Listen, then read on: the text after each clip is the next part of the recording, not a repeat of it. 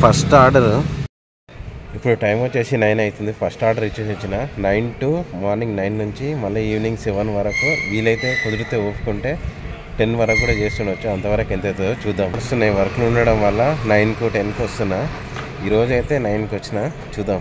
చిన్నది ప్రొజెక్టర్, నాకు తెలిసి అది 6x4 అనుకుంటా. ఆ ప్రొజెక్టర్ పడ్డది. అది దాని మీద ప్రైస్ ఎంత రాసిందంటే 22,000 అని రాసింది.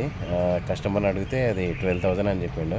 అయితే కస్టమర్కి ఓటీపీ వచ్చింది. ఆ ఓటీపీ చెప్పగానే మళ్ళీ డెలివరీ అయిపోయింది. అంటే ఎక్కువ ప్రైస్ ఉన్న వస్తువులు ఏవైతే ఉంటాయో, ఎక్కువ ప్రైస్ ఉన్న ఐటెంలో దానికి ఓటీపీ వస్తుంది. ఆ ఓటీపీ వాళ్ళకి వస్తుంది, మనకి చెప్పగానే ఎంట్రీ చేయగానే అది డెలివరీ అవుతుంది. అప్పటిదాకా కాదు. అంటే ఒక 5,000 అబోవ్, అంటే 6,000, 10,000, 15,000 ఉన్న వాటికి అన్నిటికీ ఓటీపీ వస్తుంది. ఓటీపీ ఎంటర్ చేస్తేనే అది డెలివరీ అవుతుంది. 5 ఆర్డర్స్కి 3 ఆర్డర్స్ క్యాష్ ఆన్ డెలివరీ పడ్డది. 7 ఆర్డర్లు అయినాయి. 292 బ్యాలెన్స్ అయింది. టైం వచ్చేసి ఇప్పుడు 12 అవుతుంది. 12 ఆర్డర్స్ అయినాయి. 495 బ్యాలెన్స్ అయింది. ఇప్పుడు టైం వచ్చేసి 3:35 అవుతుంది. అదే అయితే ఈ ఎర్నింగ్స్ వచ్చేసి ఇన్సెంటివ్ యాడ్ కాకుండా అంటే ఇన్సెంటివ్ యాడ్ అయితే ఎక్కువనే అవుతాయి, కానీ అది లాస్ట్ వరకు ఎంత వస్తుందో తెలియదు. కాబట్టి ఆర్డర్ ఎర్నింగ్సే 495 అయింది. మొన్నటి వీడియోకు ఒక బ్రదర్ కామెంట్ ఏం పెట్టిందంటే, బ్రదర్ డోర్ టు డోర్ ఇవ్వాలి కదా, అంతేగాని అది రోడ్డు వరకే లెక్క ఎందుకు అవుతుంది అని అంటున్నారు. కానీ కస్టమర్ది కాదు ఫాల్ట్ అనేది, కంపెనీ ఓడి చేసేది ఏంటంటే మాకు ఇచ్చే అమౌంట్ ఓన్లీ రోడ్డు వరకే, లొకేషన్ వరకే ఇస్తాడు. అది నేను అన్నది. అంతేగాని కస్టమర్ది ఏముండదు. కస్టమర్ది డోర్ టు డోర్ డెలివరీ చేయాలి. కానీ కంపెనీ కూడా మాకు ఇచ్చేది ఏంటంటే లొకేషన్ వరకే ఇస్తాడు. ఈ బ్లాక్లు వెతుక్కొని, ఫ్లాట్ నెంబర్లు ఏమంటారు, అపార్ట్మెంట్ పైకి వెళ్ళి గేట్లు తీసుకొని పోయి వీటన్నిటికీ మాకు ఛార్జ్ చేయడు. అది కస్టమర్ది కాదు ఫాల్ట్, కస్టమర్ది కరెక్టే.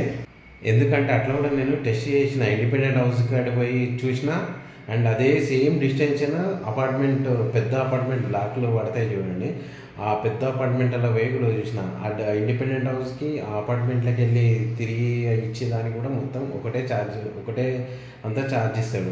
16 ఆర్డర్స్ అయినాయి. 637 బ్యాలెన్స్ అయింది. ఇప్పుడు టైం వచ్చేసి ఈవినింగ్ 5:37 అవుతుంది. 17 ఆర్డర్స్ అయినాయి. ఇప్పుడు టైం వచ్చేసి 6 అవుతుంది కరెక్ట్. ఎర్నింగ్స్ వచ్చేసి 680 రూపీస్ అయింది.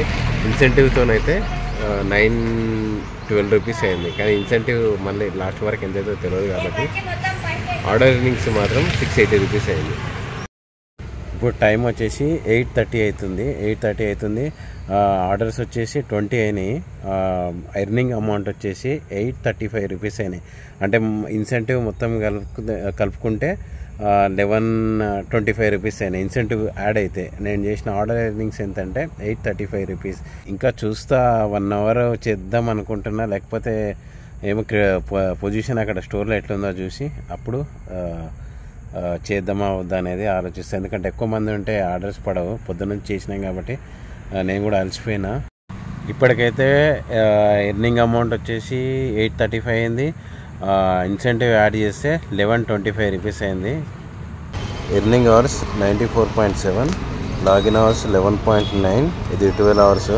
ఆర్డర్స్ 20, ట్రిప్ డిస్టెన్షన్ 54.5, ఇది డబల్. ఇది అయితే ఆర్డర్ ఎర్నింగ్స్ వచ్చేసి 835 అండ్ సర్జ్ పే వచ్చేసి 25, వెయిట్ బౌన్స్ వచ్చేసి 0.64, ట్రిప్ కస్టమర్ టిప్ వచ్చేసి 30, ఆఫర్స్ ఇన్సెంటివ్ వచ్చేసి 235.